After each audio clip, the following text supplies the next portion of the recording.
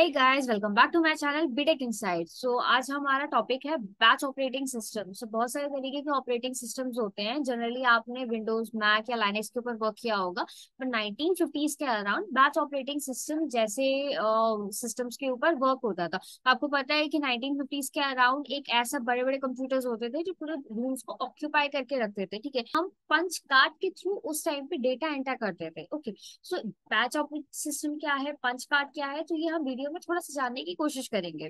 So now let's check out this diagram. So मेरे पास यहाँ पे मल्टीपल यूजर्स है, कुछ बैच क्रिएट कर रखा है, जॉब्स है एंड सीपीयू है, वो किस तरीके से वर्क कर रहा है। सो नाउ आपको जैसे पता होगा कि जो भी हमारा वर्क होता है, चाहे मैं सॉफ्टवेयर पे अपना काम करूँ, वेब एप्लीकेशन पे अपना काम करूँ, या कोई भी फाइल एग्जीक्यूट पे कर रही हूँ, ठीक है, तो वो सारी चीजें प्रोग्रामिंग के थ्रू होती हैं। फाइल है, मैं ऑपरेटिंग सिस्टम की बात कर रही हूँ, अगर सॉफ्टवेयर की बात करूँ, वेब एप्लीकेशन की बात करूँ, सारी चीजें प्रोग्रामिंग लैंग्वेज के थ्रू ही बनी है। Okay, so basically kind of program है जो मैं अपने सिस्टम के ऊपर एग्जीक्यूट करती हूँ। सो 1950s के टाइम पे हमारे पास कुछ प्रोग्रामिंग लैंग्वेज थी, जैसे कि सी, विजुअल लैंग्वेज सी, फोर्टेन, कोबाल। तो उन प्रोग्रामिंग लैंग्वेजेस को मैं अपनी सीपीयू पे एग्जीक्यूट कर रही हूँ, और वो उसे एग्जीक्यूट करने के लिए हम पंच कार्ड्स का यूज करते थे। हमारे पास बंडल ऑफ पंच कार्ड्स होते हैं जिसे हम सीपीयू में इंटर ग्रेड करते हैं एंड वो आउटपुट वहां रिलीज करेगा। सो पंच कार्ड किस तरीके से होते हैं, I will just show you. So this is my punch card. तो पंच कार्ड मेरा यहाँ पे बाइनरी स्क्रिप्ट में गिवन होता है। यहाँ पे आप देख सकते हैं कि छोटे छोटे होल्स बने हैं। एक पेपर है, एक शीट है यहाँ पे, जहाँ पे छोटे छोटे होल्स बने हैं, और जिससे मेरा सीपीयू फेच करेगा कि डेटा एंटर क्या कर रखा है। ओके, एंड देन उस डेटा इनपुट के अकॉर्डिंगली वो आउटपुट रिलीज करेगा। So how exactly batch operating system works, तो क्या कुछ लिमिटेशंस थी जो उसके प्रीवियस ऑपरेटिंग सिस्टम पे आई थी, जिसको हमने ओवरकम करने के लिए ऑपरेटिंग सिस्टम क्रिएट। यहाँ पे जाने से पहले हम थोड़ा सा यहाँ पे जानते हैं कि how previous operating system actually works. So ये मेरा एक सीपीयू है जहाँ पे control unit, memory unit and logic unit है। ओके, सो सीपीयू में प्राइमरी मेमोरी इंटीग्रेटेड होती है, ओके, जो कि एक लिमिटेड मेमोरी है एक पर्टिकुलर सीपीयू के अंदर। तो उस टाइम पे तो और भी ज्यादा लिमिटेड होती थी। मेरे पास इनपुट डिवाइस है, आउटपुट डिवाइस है। सो मैं क्या कर रही हूँ, यहाँ पे पंच कार्ड्स को एंटर कर रही हूँ इस सीपीयू के अंदर, और वो आउटपुट रिलीज करेगा। ओके, अब क्योंकि मेरे पास अलग अलग प्रोग्रामिंग लैंग्वेज जैसे कोबाल है, सी है या फोर्टेन है, तो अलग प्रोग्रामिंग लैंग्वेज का अलग कंपाइलर। तो मुझे कोबाल का एक प्रोग्राम एग्जीक्यूट करना है तो मैं कंपाइलर चेंज करूंगी, ओके, देन आउटपुट रिलीज होगा। ना 14 करना है, कंपाइलर चेंज किया, देन वो वहां पे आउटपुट रिलीज कर रहा है। नाउ बट, एंड सबसे बड़ी चीज कि सीपीयू के प्रोसेसिंग टाइम पे टाइम कंज्यूमिंग नहीं हो रहा मेरा जब प्रोग्राम एग्जीक्यूट होता है तो। बट जो मेन टाइम एग्जीक्यूशन है मेरा, एक पर्टिकुलर पर्सन को बार बार पंच कार्ड इसमें एंटर करना है, जो कि एक बहुत ही ज्यादा टाइम कंज्यूमिंग एक्टिविटी है। ओके, एंड देन उसके बाद वो आउटपुट रिलीज करेगा वहां से, एंड इसके बहुत ज्यादा चांसेस होते हैं कि आपने जो डेटा एंटर करा है पंच कार्ड के थ्रू वो भी गलत हो सकता है। तो अगर वो डेटा गलत है तो आपका आउटपुट भी गलत आएगा वहां से। सीपीयू का प्रोसेसिंग टाइम बहुत ज्यादा नहीं होता, बट स्टिल पंच कार्ड जब हम मैनुअली एंटर करते हैं तो वो एक टाइम कंज्यूमिंग एक्टिविटी है।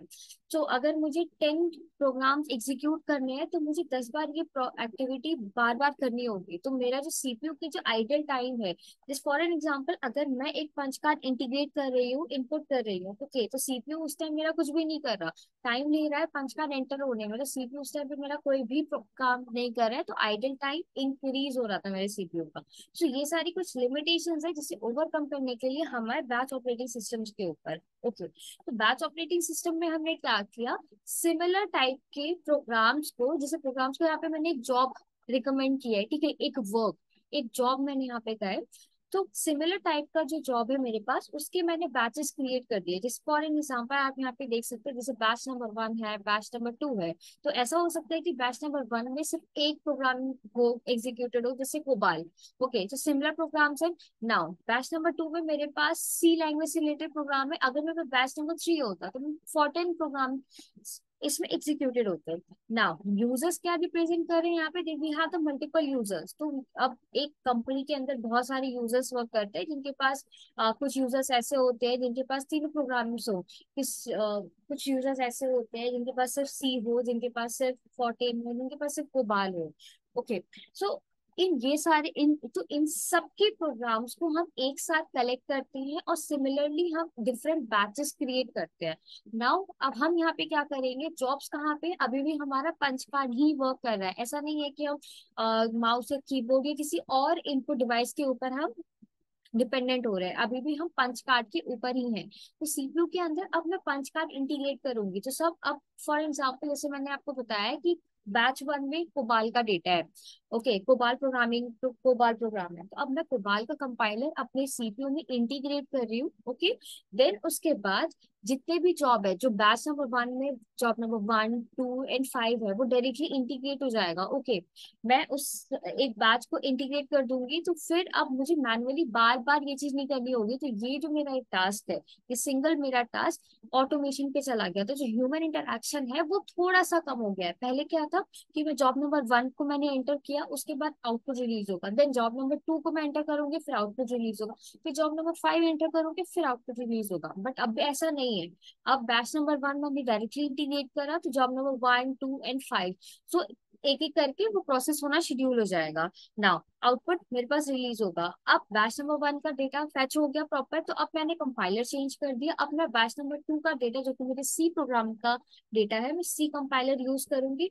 देन मैं बैच नंबर 2 इंटीग्रेट कर रही हूँ तो जॉब नंबर 3 एंड 4 वर्क कर रहा है, and similar it will go for 14 language as well. तो यहाँ पे मेरे पास जो कुछ एडवांटेजेस आए थे वो एक ये आए थे कि ह्यूमन इंटरक्शन जो पहले हम बहुत ज्यादा करते थे कि जॉब नंबर 1 एंटर किया, फिर उसके बाद हम दोबारा से वेट करेंगे आउटपुट रिलीज होने का, देन आउटपुट रिलीज होगा, फिर हम जॉब नंबर 2 इंटीग्रेट करेंगे, ओके। और उतने देर में हमारा आइडल टाइम इंक्रीज हो रहा था। बट बैच ऑपरेटिंग सिस्टम के थ्रू सीपीयू का आइडल टाइम थोड़ा सा डिक्रीज हुआ है। सीपीयू के रिसोर्सेज को हम इफेक्टिवली यूटिलाइज कर सकते हैं, और जो मेरा वर्क है उसका भी टाइम थोड़ा सा कम हो गया है यहाँ पे। बस ह्यूमन इंटरेक्शन अभी भी बहुत ज्यादा है। सो ये हम 1950s में ऑपरेटिंग सिस्टम को यूज करते थे। अब अपने टाइम पे तो जैसे आपको पता है कि बहुत ज्यादा इंटरैक्टिव एंड ऑटोमेशन पे सिस्टम्स आ गए हैं जिसमें ह्यूमन इंटरेक्शन बहुत ही ज्यादा कम है। एंड आपको जो भी इनपुट चाहिए आप इजीली मॉनिटर्स के थ्रू देख सकते हैं, आप प्रिंटर्स पे आउटपुट निकाल सकते हैं। आपको आउटपुट एंटर करने के लिए एक सीपीयू है, माउस है, डिफरेंट डिफरेंट डिवाइसेस है हमारे पास। बट बैच ऑपरेटिंग सिस्टम में ऐसा कुछ नहीं हो। ये मेरा एक बैच ऑपरेटिंग सिस्टम है जहाँ पे आप देख सकते हैं कि साइड में पंच कार्ड्स रखे हुए हैं। मैं पंच कार्ड्स को इंटीग्रेट करूंगी, पंच कार्ड को फेच करेगा एंड देन उसके बाद डेटा रिलीज करेगा। One more batch operating system I have, ये थोड़ा उससे डिफरेंट है, बट ये भी हमारा बैच ऑपरेटिंग सिस्टम है जिसमें हम पंच कार्ड्स को एंटर करते हैं और उसके बाद वो से पंच कार्ड रिलीज करेगा, रीड करेगा, देन वो आउटपुट शो करेगा। So this is the particular definition for batch operating system. A batch operating system is a type of operating system that allows numerous users to access it without direct connection. It accomplishes this by isolating all the user into individual batches, which means they cannot connect with one another directly. So यहाँ पे जैसे कि मैंने आपको बताया कि यहाँ पे बहुत सारे यूजर एक साथ काम कर सकते हैं। मैंने सिमिलर टास्क को लेकर एक पर्टिकुलर बैच क्रिएट कर दिया है, ओके। सो हर एक इंडिविजुअल को डायरेक्टली इंटरैक्ट करने की जरूरत नहीं है। मेरा जो बैच है वो मैं डायरेक्टली इंटीग्रेट करती हूँ, तो मेरे उस बैच से रिलेटेड जितने भी टास्क है वो एग्जीक्यूट होना वहाँ शुरू हो जाएगा। सो ये ऑपरेटिंग सिस्टम कहाँ यूज होते थे 1950s में भी। सो बिजनेस एप्लीकेशन के लिए like research specific, like scientist वगैरह इसे यूज करते थे एजुकेशन इंस्टीट्यूशन में या गवर्नमेंट एजेंसीज पे इन्हें यूज किया जाता था।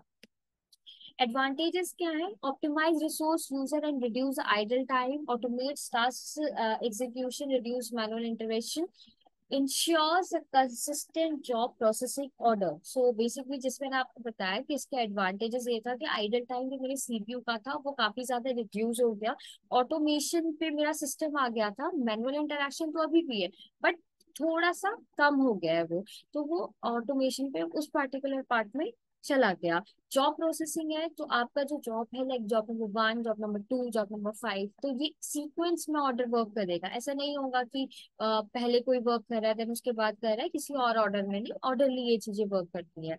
डिसएडवांटेजेस आपके पास सिमिलरली आपके पास वही है कि अभी भी मैनुअल इंटरेक्शन बहुत ज्यादा है, रियल टाइम पे ये एग्जीक्यूशन करता है। अब अगर मैं बात कर रही हूँ कि बैच ऑपरेटिंग सिस्टम में या फिर उससे पहले जो ऑपरेटिंग सिस्टम यूज होते थे, तो उस टाइम पे हम रन टाइम पे डेटा एंटर नहीं कर सकते, या फिर at the time of execution.